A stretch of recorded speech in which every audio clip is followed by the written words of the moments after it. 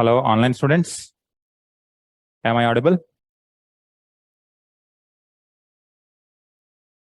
Hello, online students, you can speak.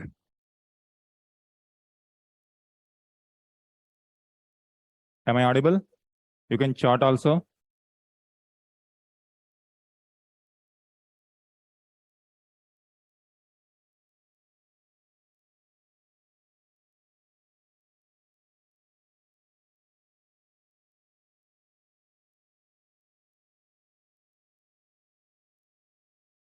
Hello, good morning.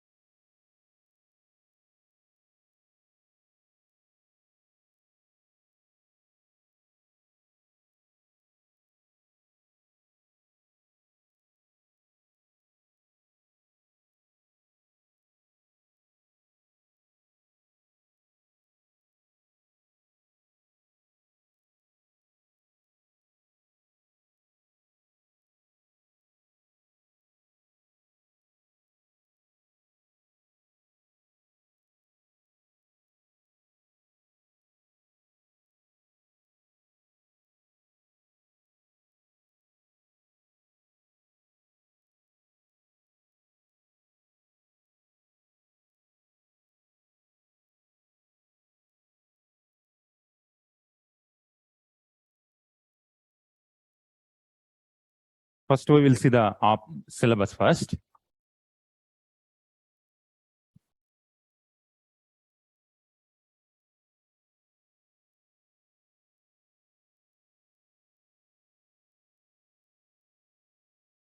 You see with the starting.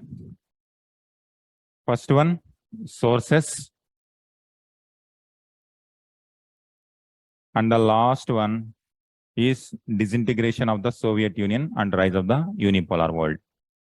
That is the last chapter in paper 2. Now, how we need to see this means, first you draw the map, India map.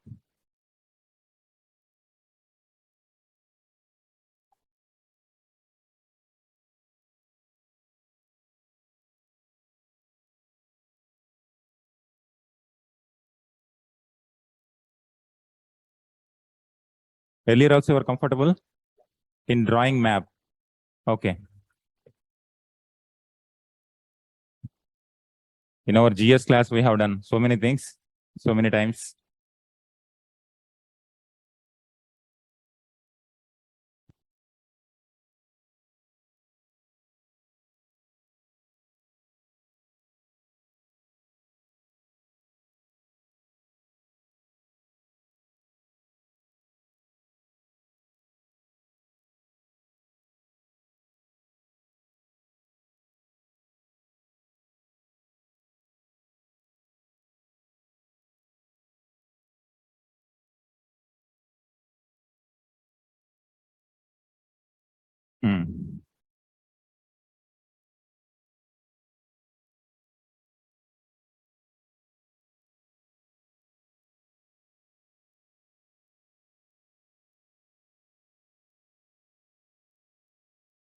In another page, you draw world map.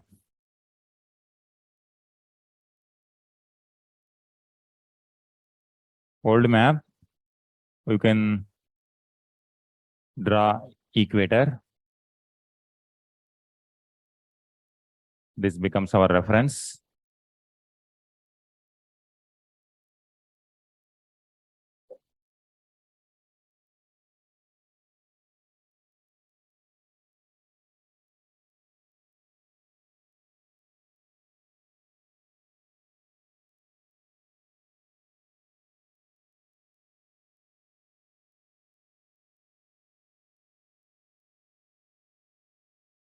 Start with Africa.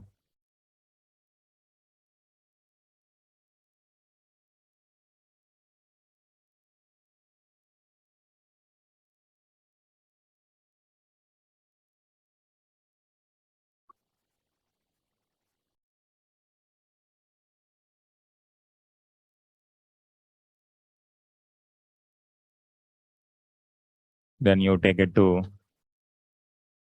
India.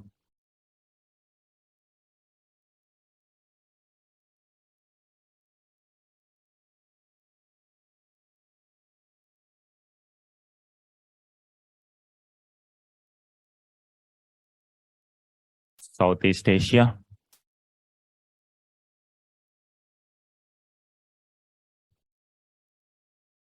Now here, Indonesia.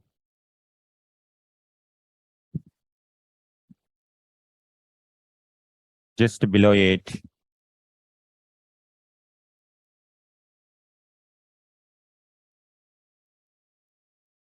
Australia.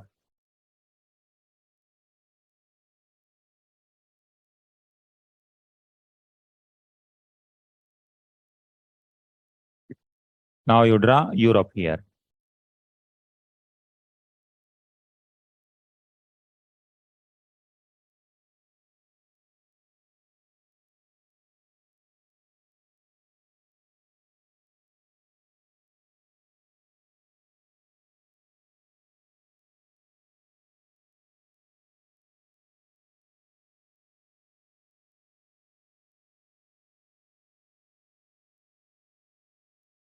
Europe.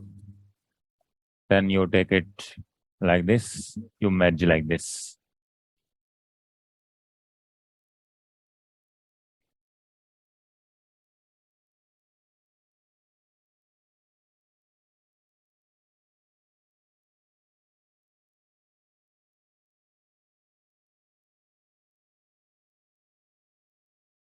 Then now South America.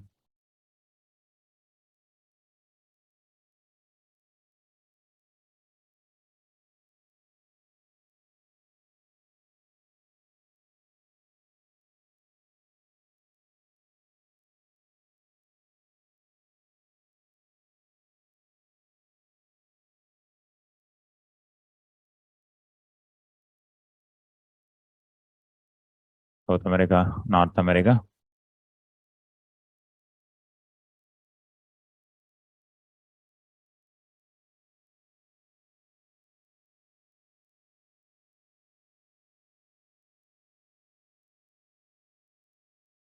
This done. Now here, England.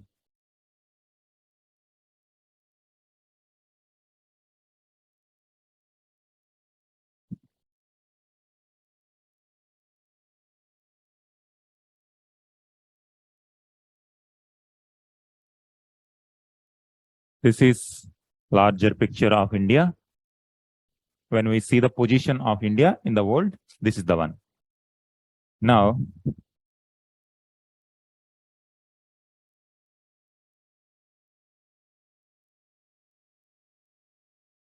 open the syllabus. First one, it is saying sources.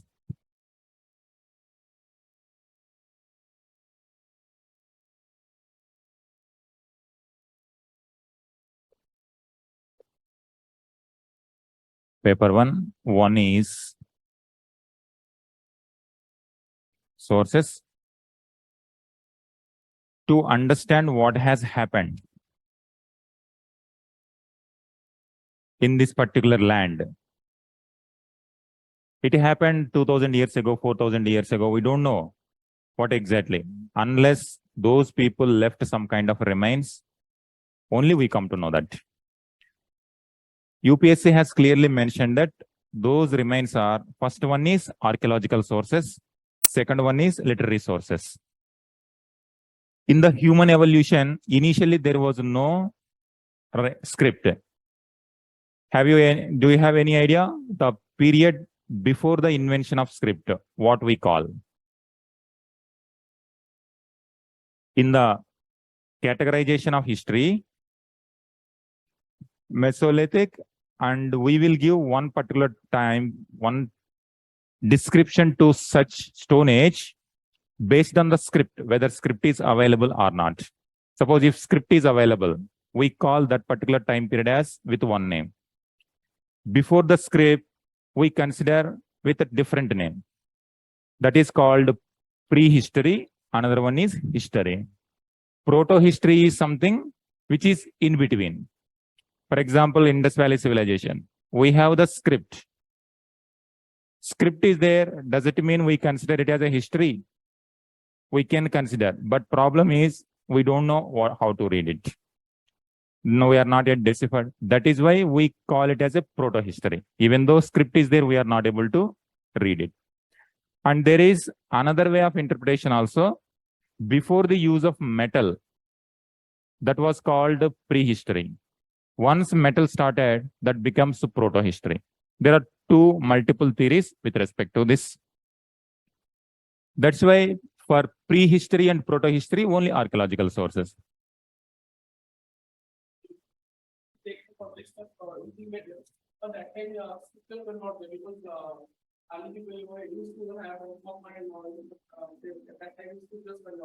Yeah. With respect to Indus Valley civilization, Vedic.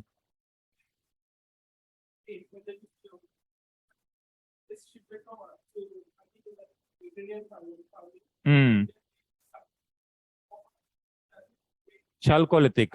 हाँ हाँ.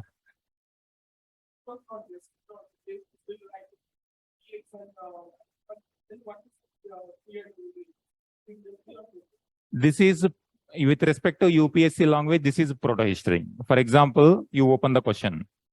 Paper 1, you open the question. And you see the second chapter, prehistory and proto history.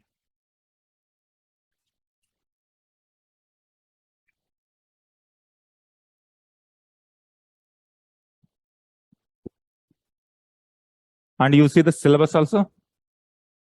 What syllabus is saying in the second line? Chapter, second chapter.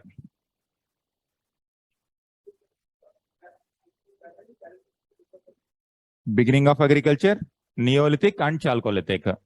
So if you go to the syllabus, second chapter is prehistory and proto-history. We are saying proto-history is Indus Valley civilization, but Indus Valley civilization is the third chapter. And go to questions. Go to questions. There is one question so that you will get better idea.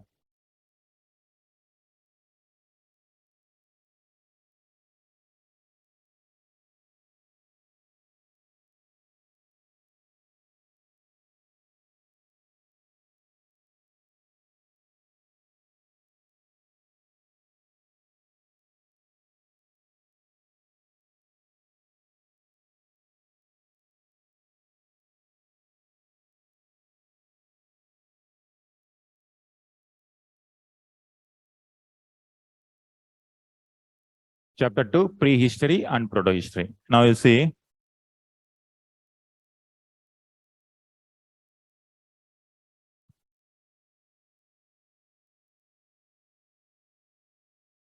Question number 2017.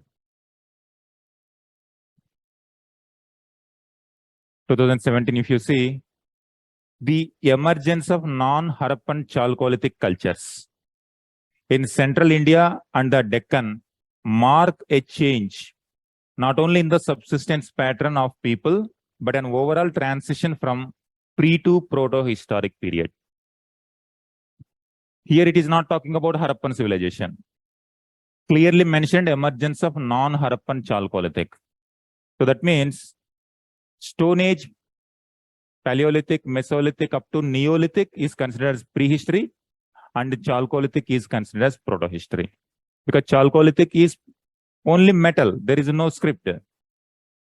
So this is where Indus Valley civilization also we consider as proto, because with respect to script. And with respect to the metal usage, we consider Chalcolithic also proto-history, because question itself is asking that way. Critically analyze that one. Okay. So this is how we need to.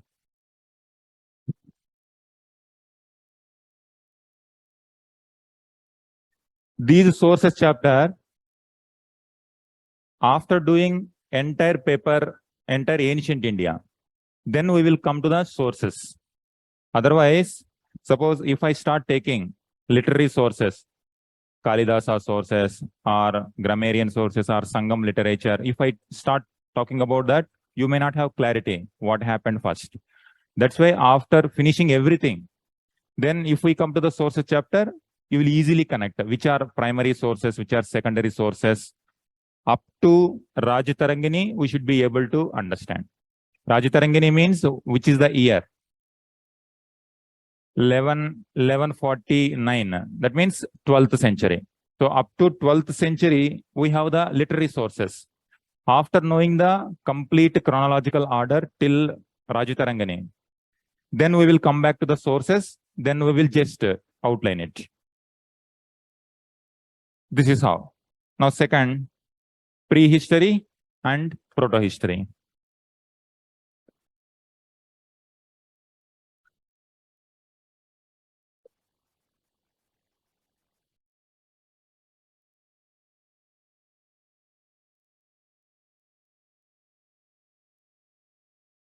Our history says today our population is the largest population in the world. Now, initially, how these human beings came, from which location human beings came and spread in different parts of the world. To understand that, we have to have idea this. Research says from this location, they started migrating.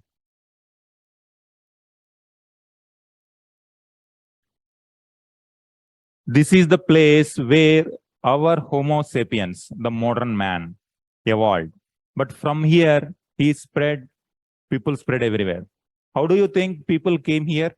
Because that time, it was very difficult to cross this ocean.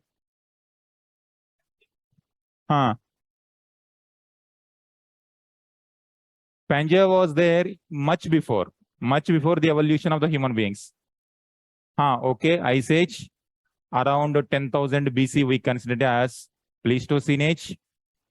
But before that itself, people started migrating. How people reached to this location? Yes, from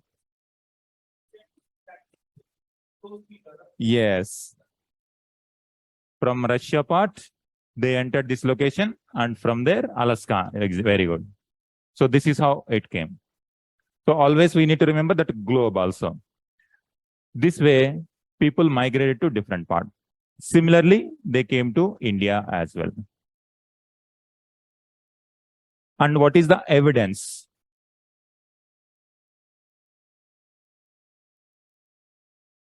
What is the evidence to understand these people were there means the stone tools which they left, tools. And our archaeologists, after independence, they intensely searched for human remains, human fossils.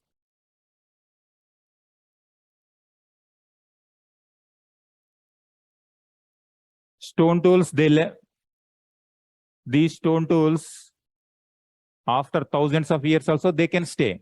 But the human remains, they did not stay. They decomposed or in environmental change, they'll vanish. Our archaeologists, through these stone tools and some human fossils, we come to know.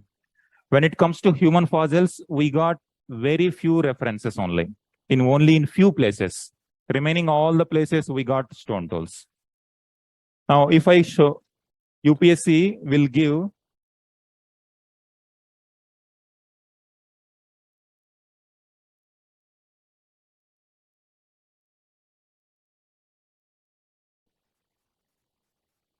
this chapter is particularly important when it comes to the map marking.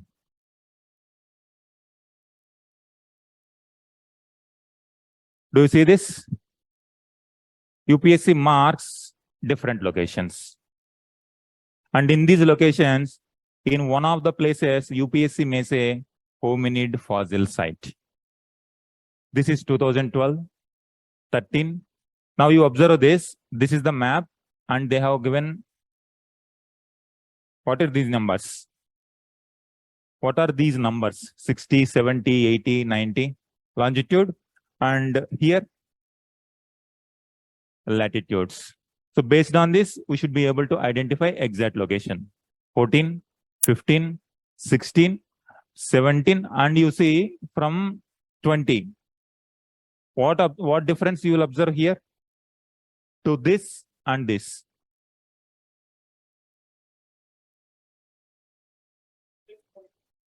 Exactly. Physical completely, and here political boundaries are also given.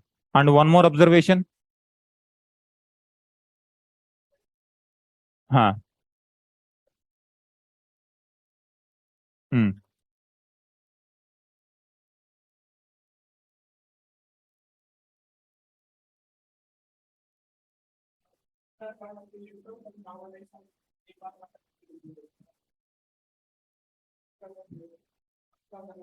Pakistan also there. Afghanistan also there. Here also. Okay. So these parts are not there and these parts are shown. Do you see Tropic of Cancer here? So this is Tropic of Cancer also clearly given. Here it was not given. Because some sites, they are just above the Tropic of Cancer, some sites are just below the Tropic of Cancer. In that means UPSC is making easy. This is 2020. 21 once again, they changed, but 2022 they gave like this.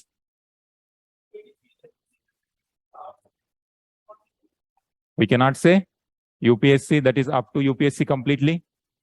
We should be ready with both. But one common thing between this and this is at least one place. Here you will see. Sometimes they may come one place, one place, one place, two places, one, three places. And you will find in some locations Bangladesh also. Do you see anywhere? Anywhere? Here. In 2019. 20 also. Here also. Here also. So few sites in Afghanistan, few sites in Pakistan, few sites in Bangladesh, and rest of the places like this.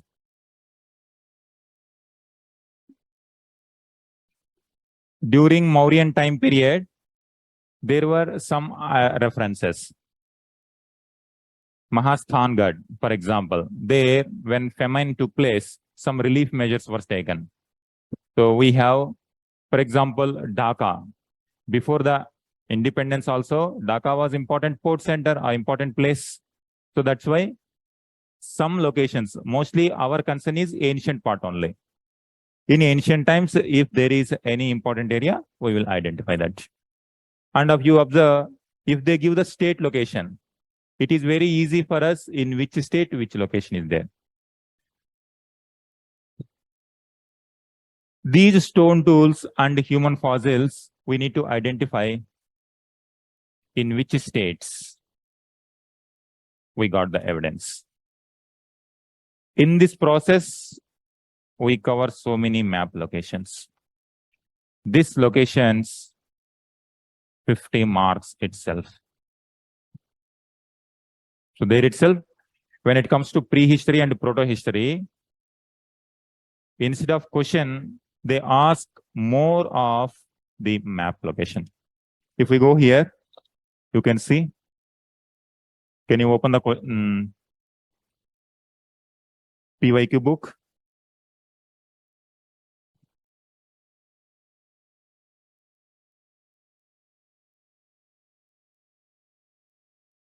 Do you see? No question. In 2022, 21, 20, 19, no question. 18, no. 17, 15 mark and 16, 15 mark. So what happened to these years? Maps. So most of the question with respect to prehistory and proto-history maps. Around 7 to 8 questions in map belongs to this place. That's why this shows the importance of prehistory and proto-history.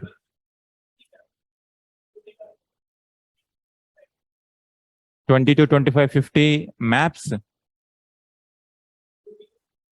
20 questions. Yeah. Total number of questions. I will show you this.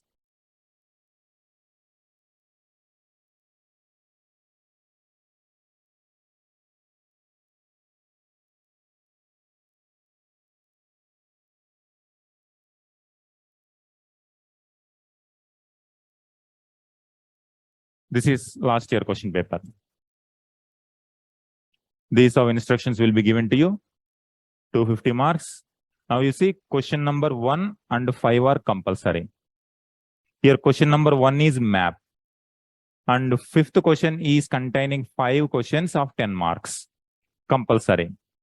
And out of the remaining, 3 are to be attempted, choosing at least 1 question from each section. That's why in section A, 2 questions you have to write compulsory. Section B, 2 questions compulsory. Other one, your choice. This is section A, first question. Now you see Paleolithic site,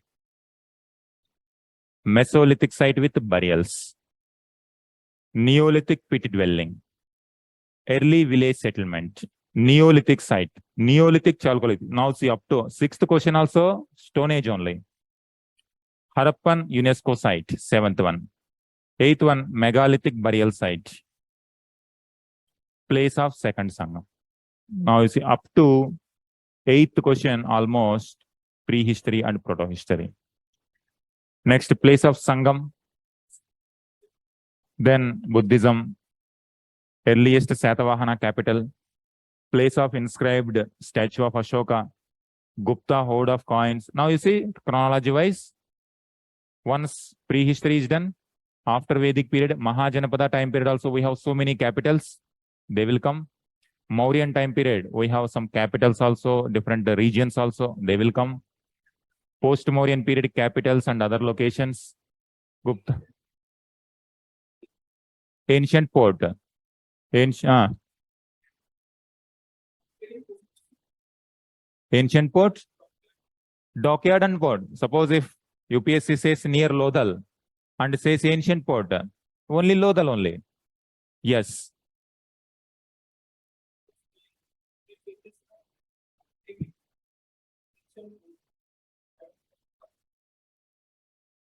But the location may not be Lodal. Maybe some other location. Now it is 2022. This is which one? 14th question, 2022. Yeah. So Lodal. So likewise, whatever may be the location.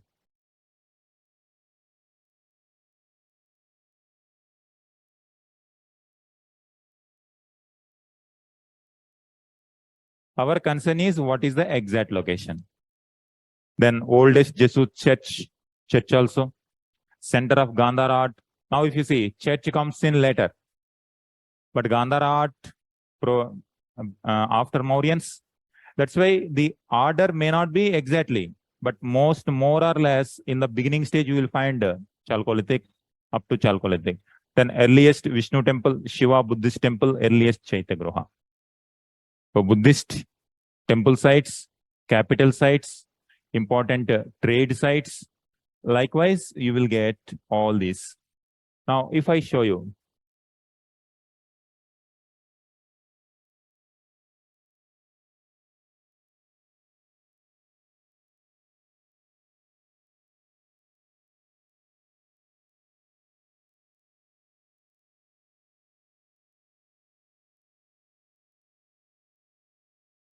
this is how questions will come. You see this part, UPSC terminology. These are the ways, how many number of ways UPSC can ask that particular question. Ancient administration center, an art center, Gandhara art, school of art. When it comes to Buddhist site, just Buddhist site, but in how many ways it can ask the Buddhist site alone. These are the number of ways.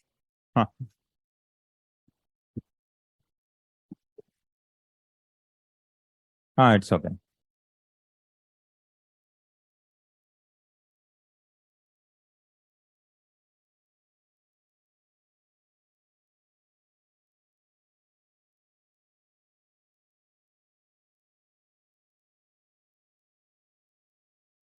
Okay. Site name is only Buddhist site, but UPSC can give different names. A Buddhist site, a site known for Buddhist remains, a site of Buddhist monastery. If we have all the Buddhist sites in one place, and again statewide if we have, then automatically we will recognize. Now come to this capital site, similar way. Chalcolithic, now you see, Chalcolithic, just Chalcolithic, a Chalcolithic site. In 2017, 14, 13, 12. If you observe in 13 itself, 2 questions from Chalcolithic itself. In 12, these many questions from Chalcolithic itself. So this shows the importance of second chapter more than the question map importance. Megalithic, Chalcolithic. In some locations, we have Neolithic evidence also, Chalcolithic evidence also.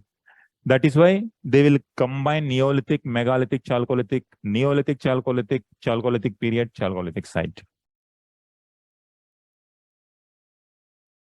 If you go to fossil site, this is fossil site, site of important fossils. This is where exactly whatever stone tools remains, whatever human fossils remains, our archaeologists are doing research to identify in which locations in our India earliest human settlement started. We need to identify those places. Identification of those places are very important when answering map question. Harappan site, then in Harappan site itself, in multiple categories. Horde site, inscription site. Now, if we go to Mesolithic site, a Mesolithic site, a Paleolithic and Mesolithic site. Mesolithic site with burials. Neolithic site, Neolithic pit dwelling, Neolithic site. Paleolithic factory site, Paleolithic site. Likewise, more than question, map related questions are important, and these 50 marks. Most importantly, when it comes to prehistory, proto-history, these plays are a little bit complicated. Suppose if you say out of 25, at least 9 to 10 questions will be related to this. And remaining 10 questions from Buddhism, Jainism, Mauryan, Guptas, like that it will come. So this shows the importance of second chapter, prehistory and proto-history. Third one,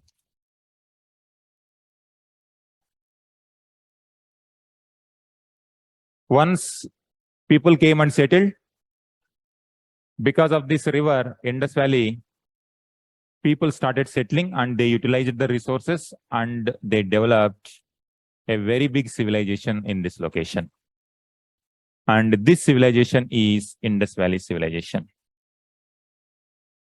This Indus Valley civilization, once civilization started, now can you see the chapter? 3, origin, how it emerged, date, what is the date, extent, characteristics, decline, survival, and significance, art and architecture. Now, broadly, I will give you these dimensions, you can write.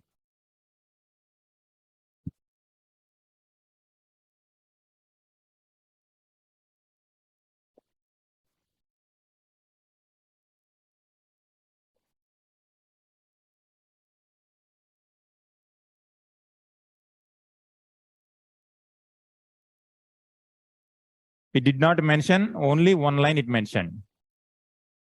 When it comes to, if we see the previous year questions and all the subtopics, with respect to timeline.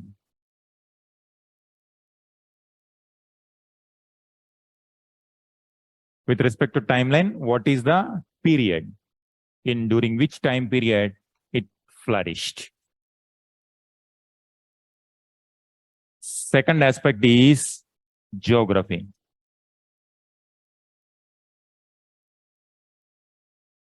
In which location this framework is going to be common for every period. If you replace Indus Valley civilization with Vedic civilization, next chapter is Aryans and Vedic period. You replace this one, these dimensions are going to be same. Where Aryans, what is the timeline of Aryans? And what is the geographic location of the Aryans? Next one, the subsistence pattern.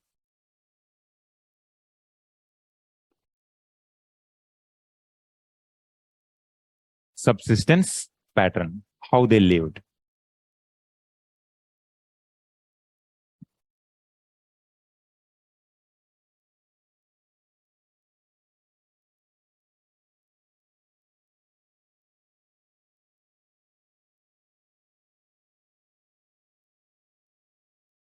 When it comes to how they lived, it can be in the initial phases, hunting and gathering.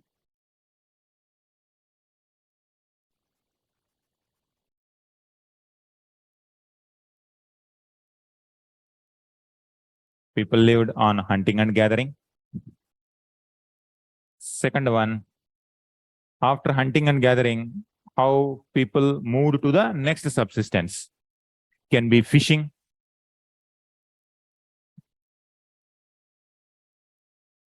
Then started learning, producing their own crops that we call agriculture.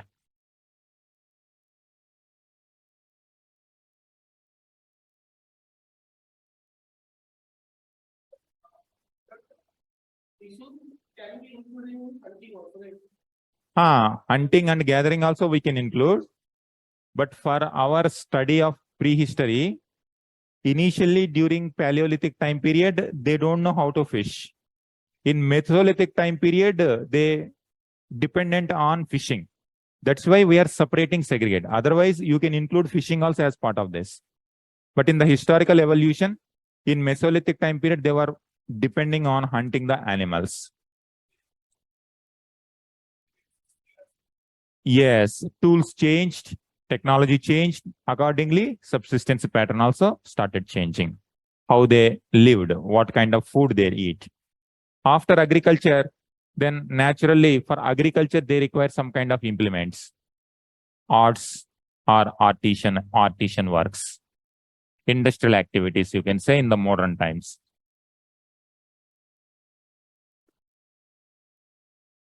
Then these people, professionals, these are professionals. There must be someone who exchange the tools that becomes trading activities.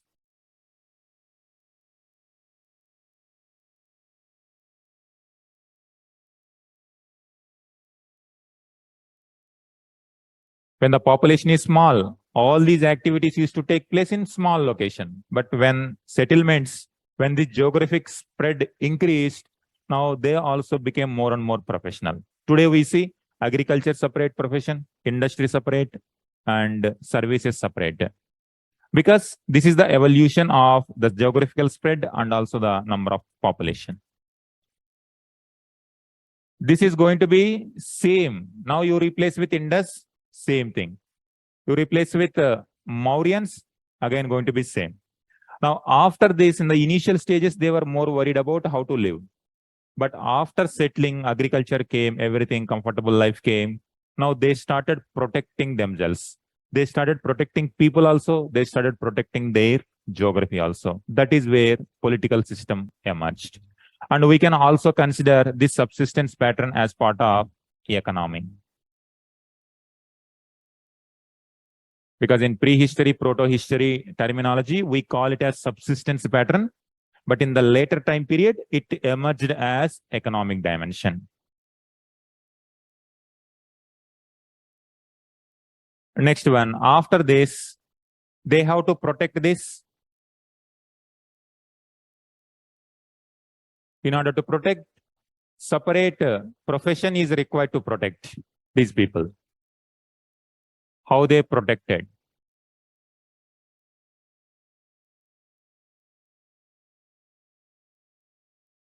They have to protect their grain. They have to protect their children. And when two different tribes are there, it's a competition for resources. Like today, we have so many countries.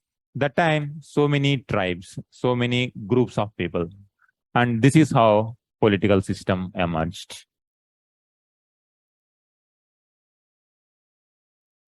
So there must be some kind of rules within the group so that people will not fight always for the resources. This political system, when it comes to political system, who is the ruler? Or we can say leader. Gradually, the meaning of leader itself changed. In the earlier times, one of the person was chosen as the leader. Later, once one family is chosen, and from that family onwards, one after the other, same leadership from the same family. That's how monarchy emerged. Kingdoms. When they started expanding their geography, emperors, empires.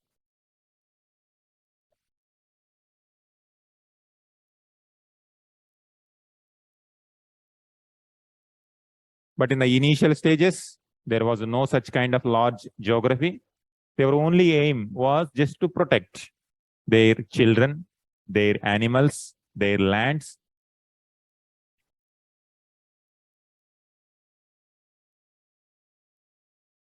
And now, what they are going to protect as a whole, we consider them as a society. In society, men will be there, women, children. Then gradually, different social systems emerged, like slaves. Then when different people emerged, they started segregating. Varna system. Likewise, different categories in the social dynamics emerged under society angle.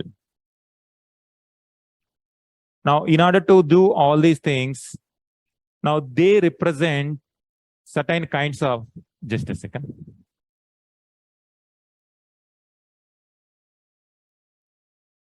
They need some kind of technology. They started developing different technological tools.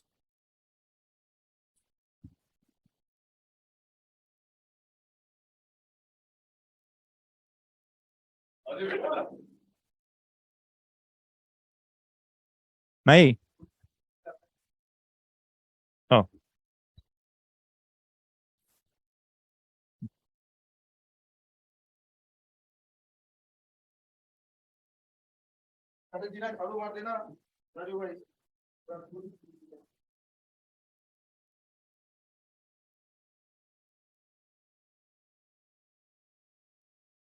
We logged from.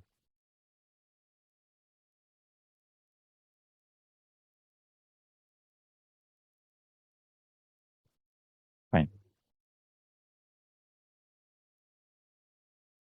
These technological tools, this advancement.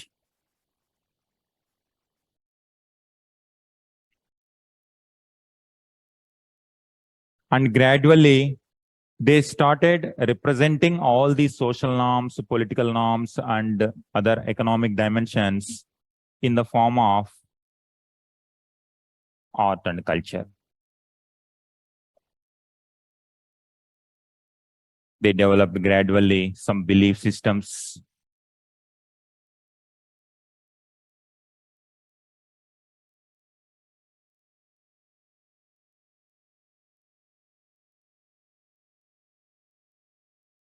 Some crafts they developed. And gradually, all these beliefs combinedly, it became a religion. Different people, different religions. Now, these dimensions are going to be similar one. Now you see Indus Valley civilization in the syllabus.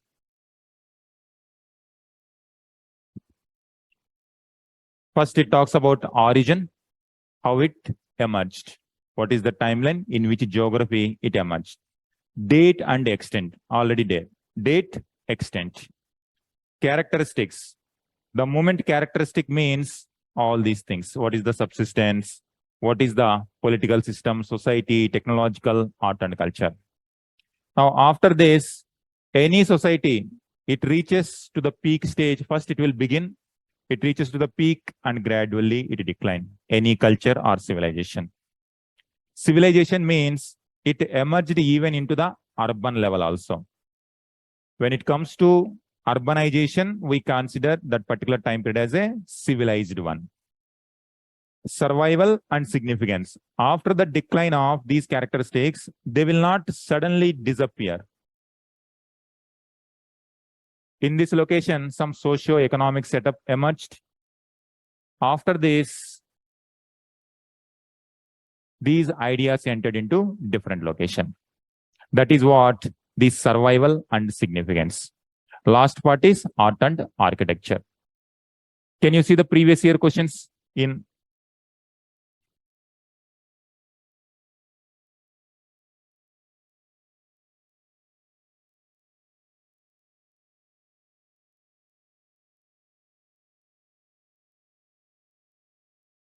Indus Valley civilization?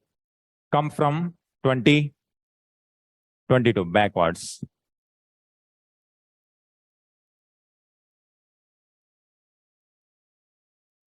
Just you see only this. Origin theories. The urban character of the Harappan civilization was the result of neither of any outside influence nor a sudden act, but gradual evolution of regional socio-economic factors. Social factors, economic factors. You will find all these terminologies, same terminologies. Origin and decline. Economy.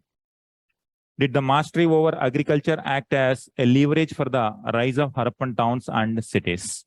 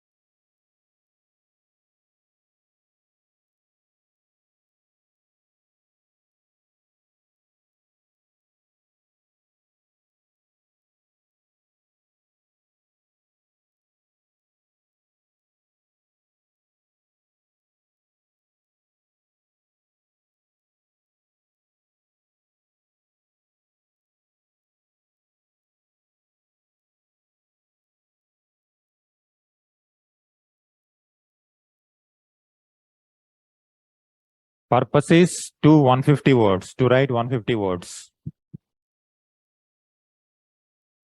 Your challenge is to concise the content.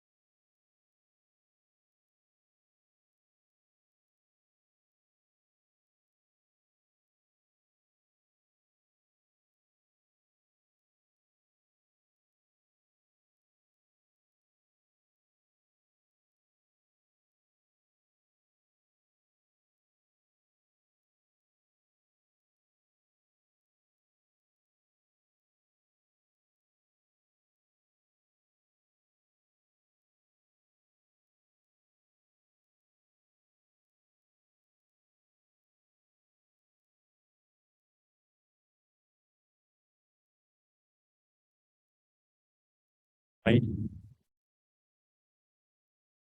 Okay.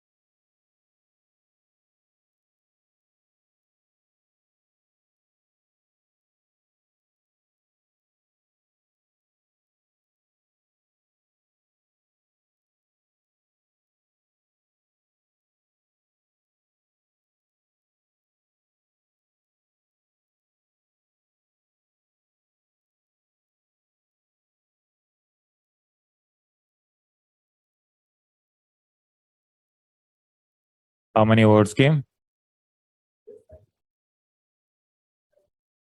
Okay, fine. No issue. Plus or minus 10 or 15 words, no issue. Huh? Huh? Suppose if it is 150 words means 150 words you can say. 150 words. How many pages? 1.5 page? 1.5 page it will come. Finish. Hmm.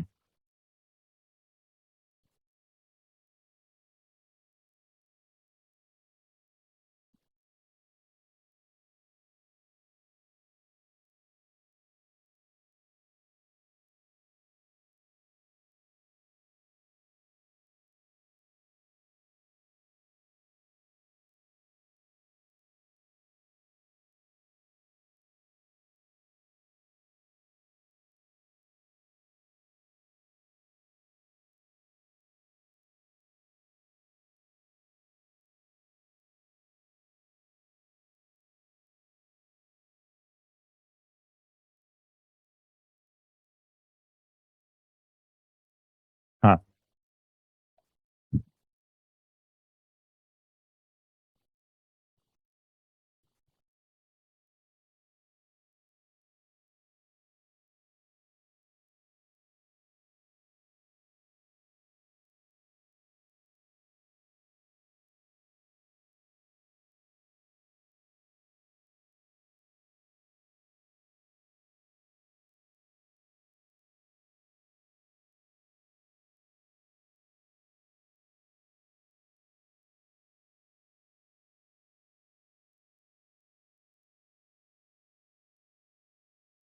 So next time onwards, you try to underline these words also. Now headings, good. In between also, you try to underline some words, keywords.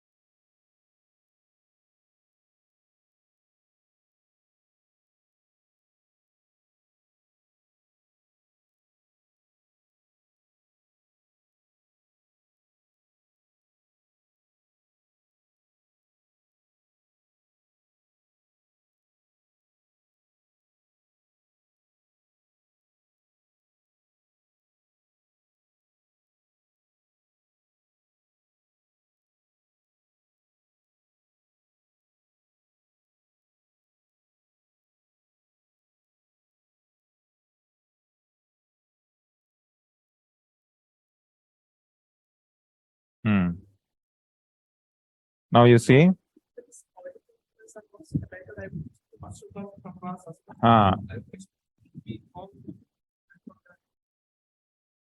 Now you have a lot of content. Space constraint is going to be major issue. In this short space, how much effectively you can write the answer is only challenging one.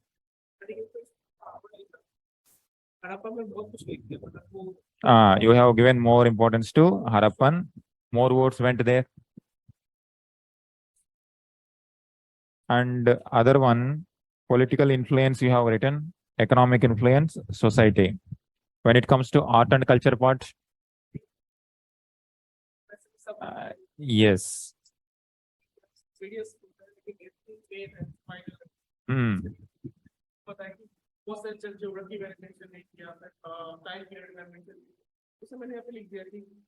These three are the most vital.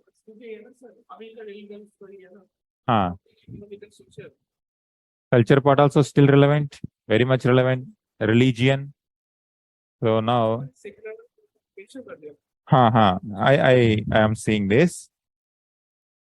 But the amount of space you give to each and every dimension also matters. Some dimensions have occupied more space, some dimensions very less space, some dimensions no issue. Now, if this is the question, now you assume that this is the page. Now you want to convert this page into all the dimensions. Now it should be like dimension 1, towards 2, 3, 4, 5, 6, 7. Because space is this much only. Ultimate aim is you can elaborate this each and every dimension if you are given space. But UPSC is not giving you space. That's why you have to bring entire all the dimensions into this space. That's why you need to mention the dimension, but reduce the description.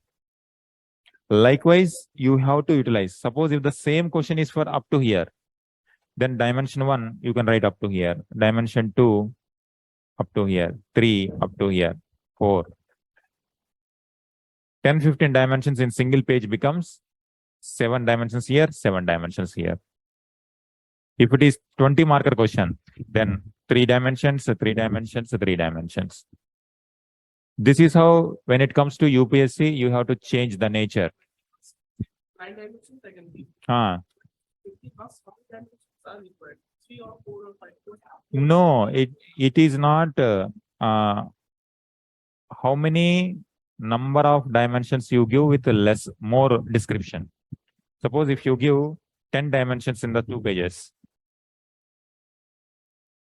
you give the description in less number of words. How many like 2? Enough. It depends on now. If it is only for 1 page, only one line only, it is enough.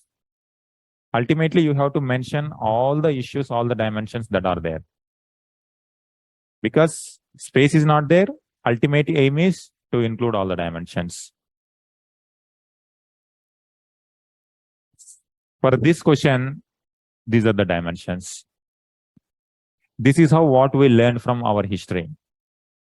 We can learn, we know, at present we know we are agriculture. We learned agriculture from our ancestors. We learned crafts from our ancestors. We learned trading practices from our ancestors. And our family values came from our ancient. And from the conditions of women, whether it is better or worse, that has its roots in ancient past. Whatever caste system, whatever evils we are seeing today have the same issues in the history. And polity, the political values which we are today following, ancient roots. For example, Kautilya's still we are following. Ganasanga's republican nature, we are still following.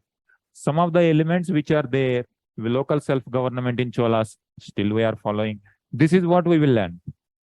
But we have only this much space. How we will organize? We want to write all these things, but only we have space this. Just village local self-government itself can be a question. That can just itself is a 10 marker question or 20 marker, 15 marker question. That time you are going to elaborate fully. But when this question is about everything, then you have to concise all these aspects in single page. This is where UPSC style of writing, understanding and knowledge is different. But according to the demand of the question, converting that knowledge into these dimensions.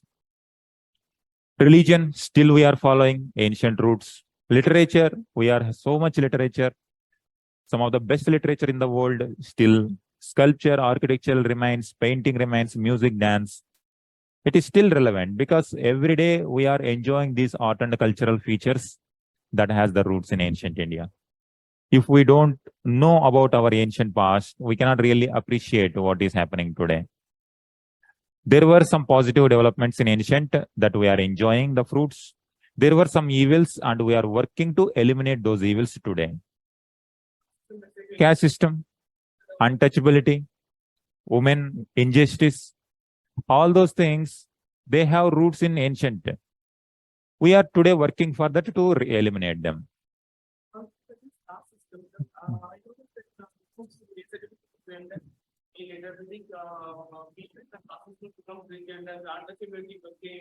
But sir, some new, like the historians and those intellectuals now they're saying that the caste system did not prevent that this middle caste system dual caste was just a device of the British to separate and alienate people from different religions. Because so as to not go into a revolutionary method. Because when they went for the census method, in Pune or in that area, they were asked about their caste and they did not answer about their caste. It has been mentioned in this dialogue has been recorded in the British Library. So how can this caste system be so evil? Because the caste system was not prevalent up to still the British. Because if you take an example, Rana Sangha of Mewar, he told that that he would not take the defeats Akbar. He won't eat from a royal plate or he won't sleep in a royal house. And he also took the help of hills and the gold. Because the hills and the gold are today exists or maybe OBC caste. So how can that when Rana Sangha was a Rajput Kshatriya, he ate from the same place, he hunted with them, he died while hunting. So now could this caste be? We have to find the evidences of ancient. For example, Gautami Putra Shatakarni. How do we know that he is a Brahmin? How do you know? What is the evidence? Literature, and he has taken the title like Eka Brahman. And his main duty is to protect the Varnashrama Dharma. So Varnashrama Dharma means, what does it mean? Does it mean Varna system was not in existence or is in existence? So it's that untouchability, drinking from the whales,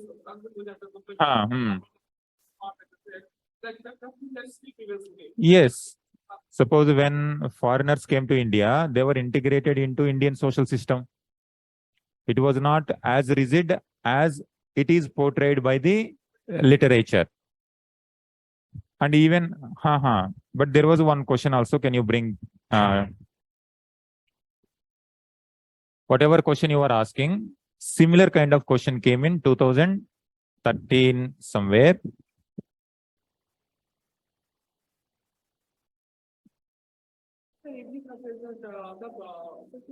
Magad system, the Megasthenes told that Alexander was both acquit and his soldiers were tired to attack Magad's army. And he also mentioned the Magad army that they had some 50,000 elephants, 1 lakh horse, and 1,50,000 soldiers. So these numbers are exaggerated. Exaggeration. One, take the 50,000, 50% of all.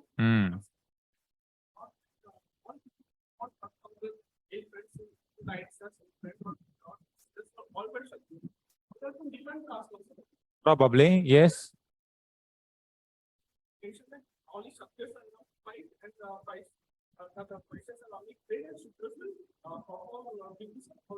That is the theoretical model. That is what Brahmanical text expect the society, but practically it was not that rigid. One of the reasons for Magadha rise also that liberal principle. Now, exactly UPSC is also giving the question. Can you read this question? 2013 question.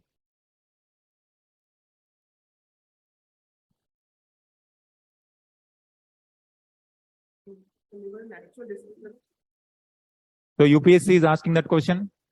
Now, whatever you mentioned, these evidences are going to be the answer for this. But there are evidences like Manusmriti, which says you have to describe, you have to follow this rigid norm. But practically different people are following different norms. When it comes to kingdom, the ruler is Kshatriya, according to the norms. But the tribal people also ruled, Shudra people also ruled, and the so-called the tribal people initially, when it comes to the Kakatiyas, by the time period of early medieval, they were Shudras initially. Well, later they became rulers.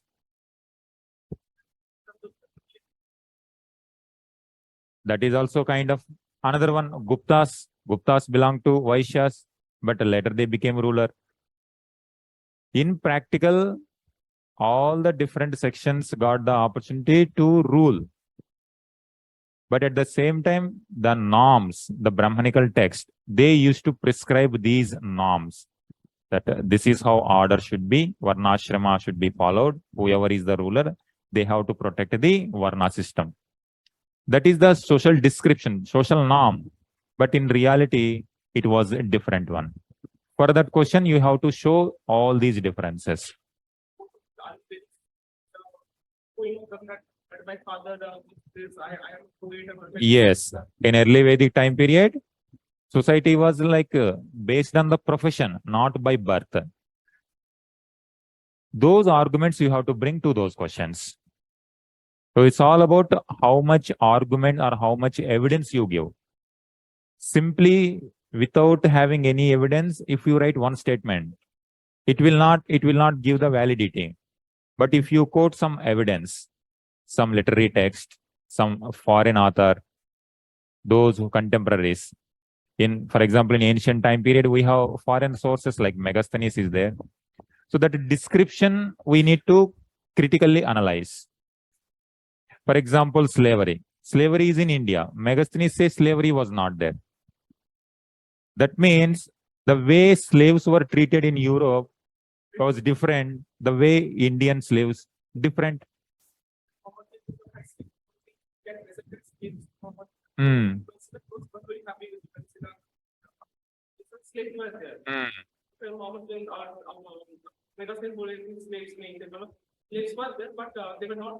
They were not treated very harshly. They were treated very kindly. So like that. So slavery was there. As an institution, slavery was there. But the way they were treated is different from European counterparts.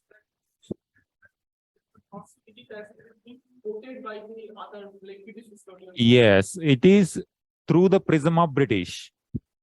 Now, nationalist historians have counted it step by step, step by step.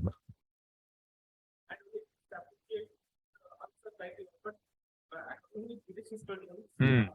And there was a German like Max Miller and all. They have like distorted a bit of geography on, but could you also mention about the Memphis historians or the Europeans, because they are also kind of every argument you can bring in the answer. There is no restriction. But if it is appropriate to the demand of the question. things like obviously the learning against class system, but that's the ways he portrays in a book like from Habib and from system was very rigid and people were like killed in the shadow also falls on well like being a negative impact on my answer that I am No, if you quote the author name, it is not going to be negative impact. In fact, it is going to give you weightage to the answer. But without mentioning the reference, yes, without mentioning reference, it becomes difficult. But if you mention the counter argument also, one evidence says this one evidence says this one. So based on more number of evidences, you take the judgment. More number of evidences are showing it is liberal. That means it is liberal. But entire system may not be that liberal. So there might, you can mention in conclusion also, we are going to write the same way. In some pockets, wherever these restrictions are limited, rigid, those norms tried to follow. But overall society was liberal. Otherwise, in our ancient times, this kind of intermixing is not possible. How come so many foreigners, so many migrants came and they are integrated successfully in the Indian society? They might have been given different varna system. Some were given Kshatriya, some were given Shudra, some were given Vaishyas. Again, it depends on the kind of profession they have chosen. Accordingly, they were given the status. But that flow within the varna system is not that rigid. That's why 2013 question was also same thing.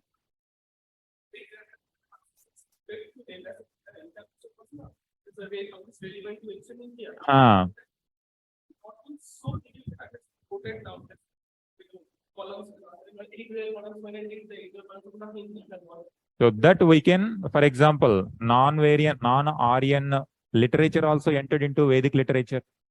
Non-Aryan belief systems also entered into. That means if society is that rigid, these systems will not enter.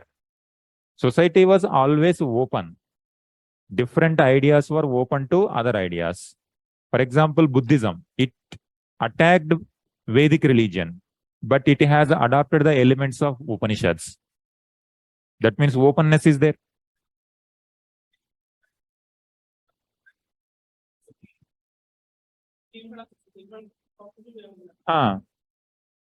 Upanishad, it adapted, and after some time, Brahmanism was not very rigid. The good elements of Buddhism were adopted by the Brahmanism and Bhakti movement, the Dashavatara concept. These things gradually, some kind of Buddhism influence. So in both ways, on one hand, the arguments were going on the other hand, integration of the elements were also going on. This is the uniqueness of that's why Amartya Sen has written one book, Argumentative Indians. He has said based on these evidences only. Since the ancient times, we have this kind of evidence. This is what exactly you have to bring in the answer. So in the conclusion, according to the demand of the question, suppose if critically analyze, you bring the positive elements, you bring the negative elements, but conclusion should be on the positive note.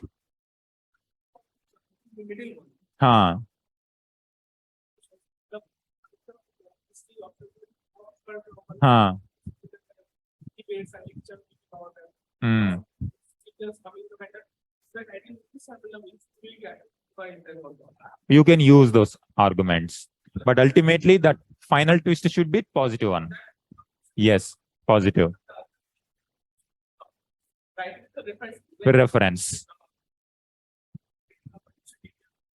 Authors.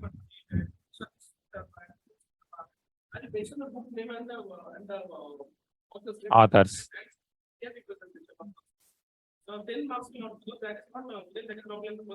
Yes. You will bring other opinion also, other historian opinion also. As long as you quote the historian name, as long as you quote the evidence when it comes to ancient archaeological evidence, literary evidence, your answer is going to give weightage, because that is how it differentiates between general studies answer and optional student answer. In general studies, without quoting all these things, we can write whatever we know, general description. But optional, we need to bring the evidences. This is what we call historiography. The more you bring, the more weightage your answer will have. 50%, 60% marks will come only through that. Otherwise, 40, 45, that amount of marks only it will come.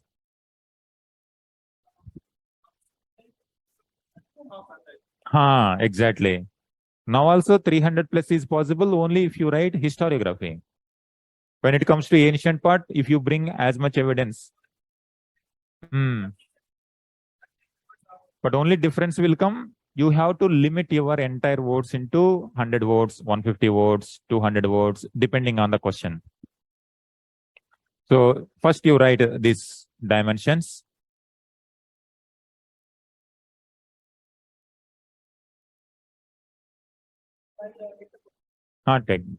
Take. So our entire ancient history,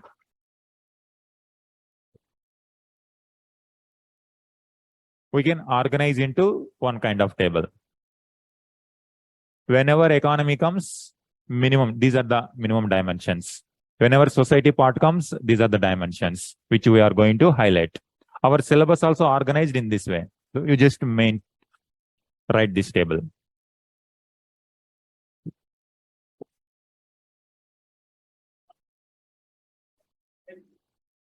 Sit down, sit down. My main question was that so they used to always think about the insects of Manushree. But the thing is that Manushree is not a single person, it's a rare position.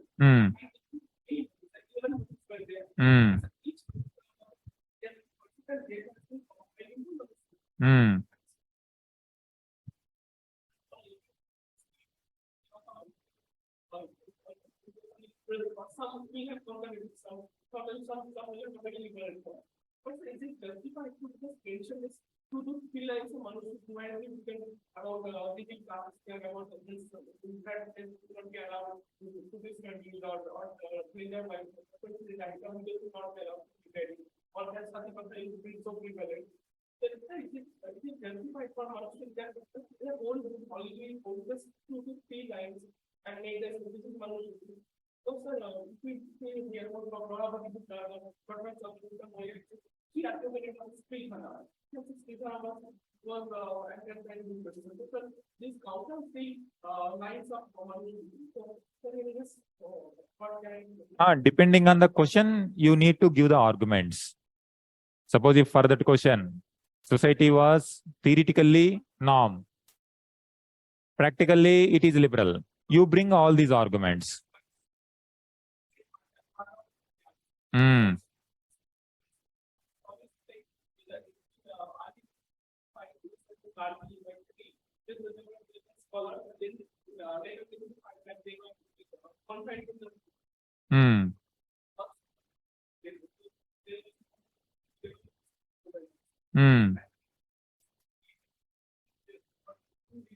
In Satavahana time period, women were given high priority.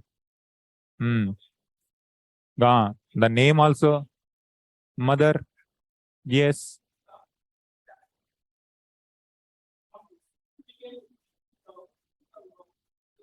Yes. Gender norm.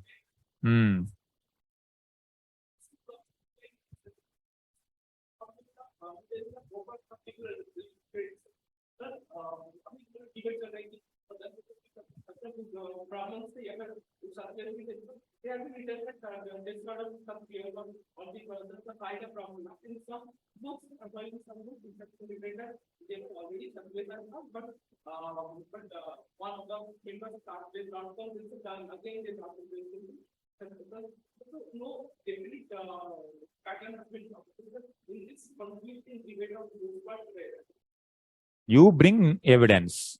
You forget about the debates. If question is about liberal society, you bring all this. In Vedic time period, liberal elements were there. In Shatavahana time period, liberal elements were there.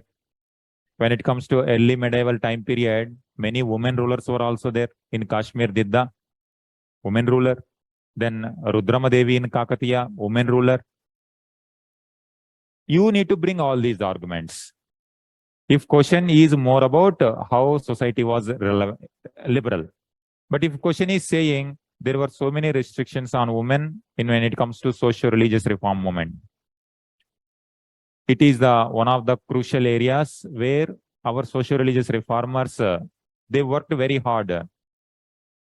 Yes. So those elements, practice of sati, that was prevalent. You need to highlight that.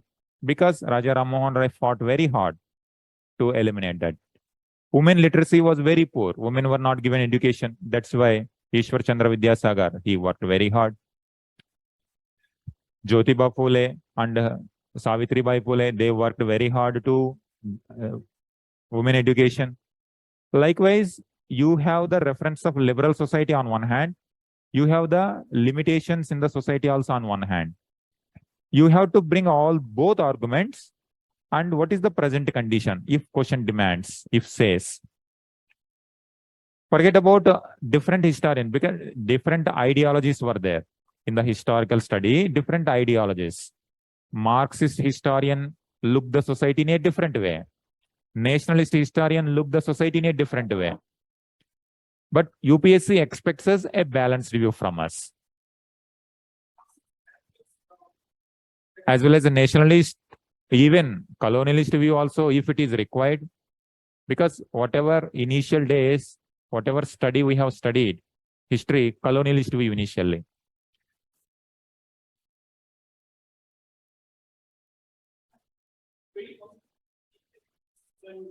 Yes, as a UPSC aspirant, as a bureaucrat, you need to take the balanced approach. Because our society is a democratic society. People have their own opinion. Their right to speech is there. We should not curtail that.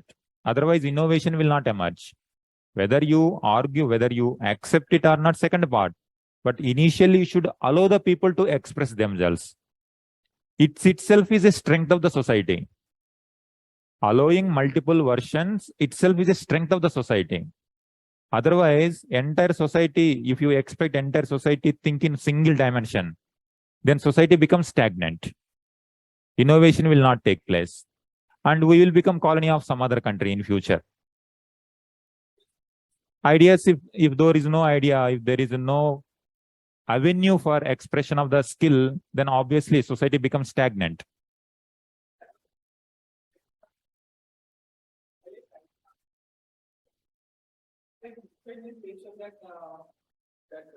The constitution was not so rigid as it is being portrayed. But like if the person who was taking my paper, if he is from he's suppose from reserve category, so like if he feels that what is right, what is right, If you quote the evidence, even those who are checking copies also, they are enlightened people. Nothing to fear. If you give the evidence, those prejudices generally will not come. If you do not show prejudices in the answer, in the evaluator also that prejudice will not come. You are supporting your argument with evidence. That is what all it makes difference. As long as you quote the evidence, there is no harm in the answer in UPSC.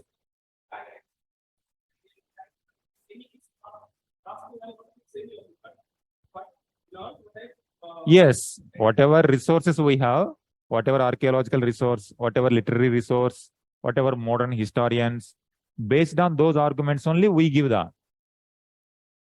That's why even you will not get much words also to elaborate.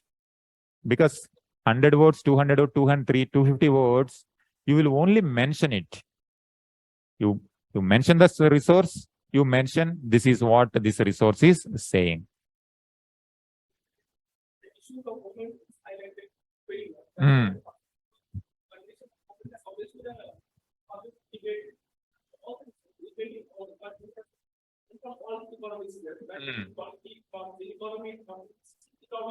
Mm.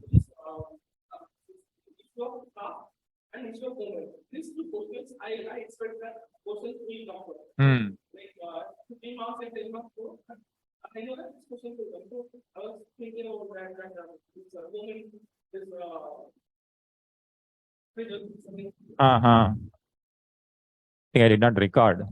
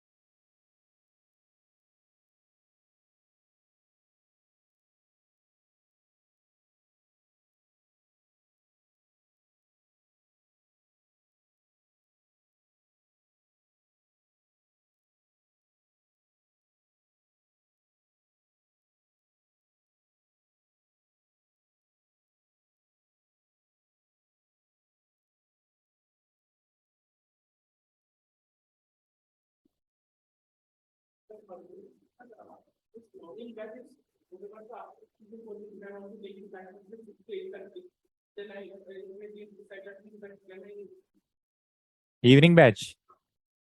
You want to come morning or evening?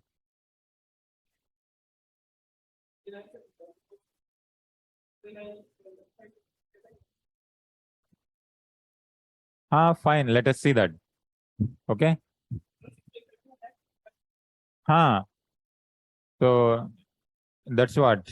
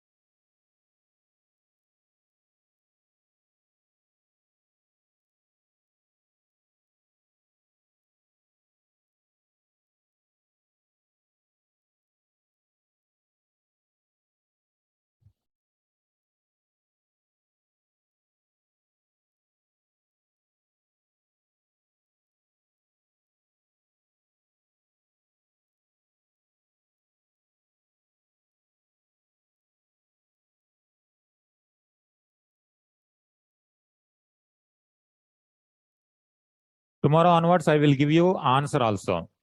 Question, answer. So that you have ready-made answer.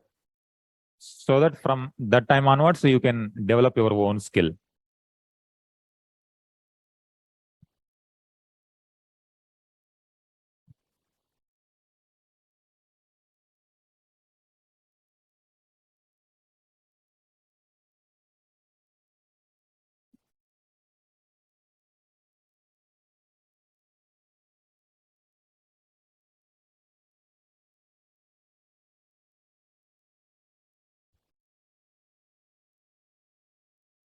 Before we used to take history class, Mm. that how can that particularly from body political strong in how can what is the study?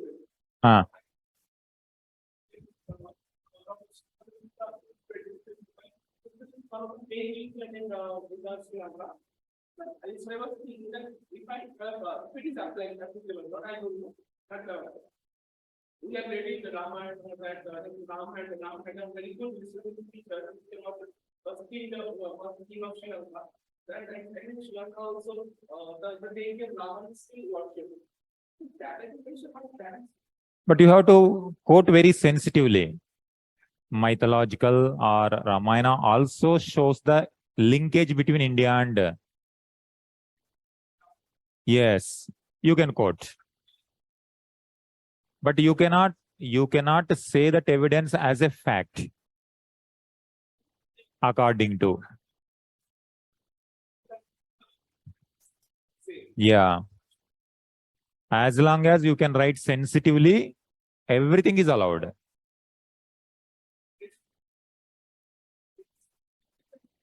No issue, no, because you are giving your argument with proper evidence.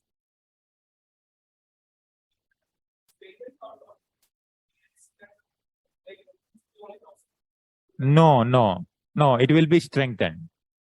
Without mentioning the literary work, if you say something, that becomes yes. Yes. You can quote. No issue. No harm at all. No harm at all.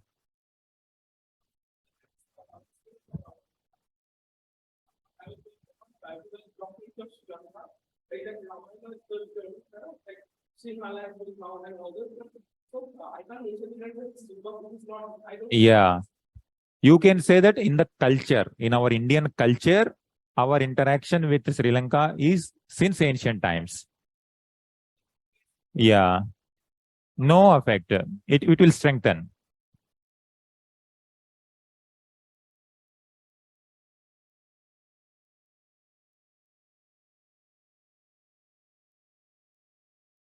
Done. Now, final. Take the syllabus. You come to fifth one, Aryans and Vedic period. Aryans and Vedic period. Expansion of Aryans in India. Now you see this. In this table, expansion means which will come. Geography. Next one, Vedic period, religious and philosophical literature. Art and culture, religions, literature. Okay. Transformation from Rigvedic period to later Vedic period. That is political, social, economic life. They have given political, social, economic life. Significance of Vedic age. Significance of Vedic age means all these elements. Everything. Economically, socially, politically, art and everything. Evolution of monarchy and Varna system. Political monarchy, Varna system. Come to period of Mahajanapada, sixth one. Formation of states, Mahajanapadas, that is political development. Next, republics and monarchies. You can include here monarchy as well as republic. Republic. Next, democracy, republicanism. We are following the same principle. Rise of urban centers. In economy, you can include or in society, urbanization.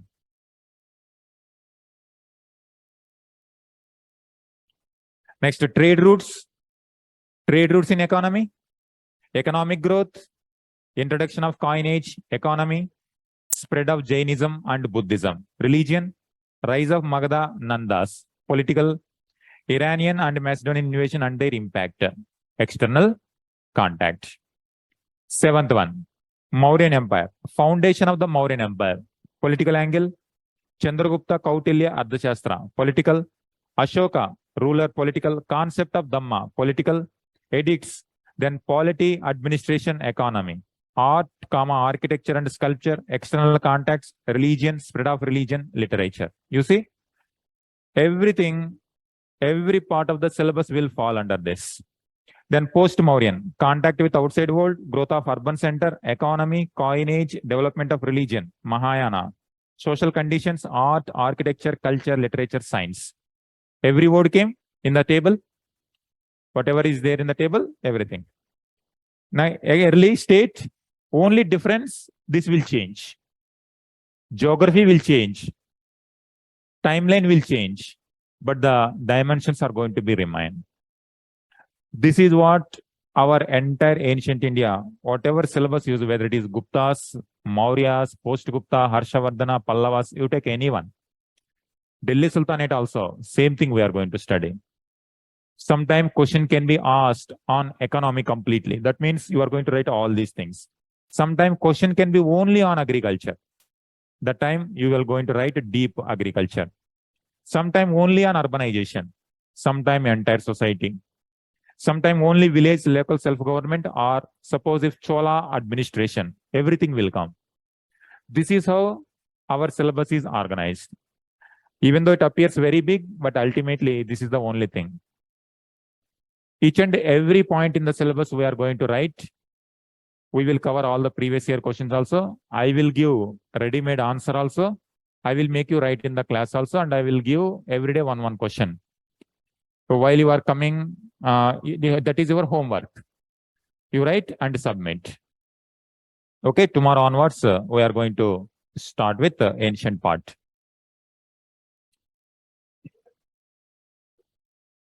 From tomorrow onwards, prehistory, because sources we will do in the end.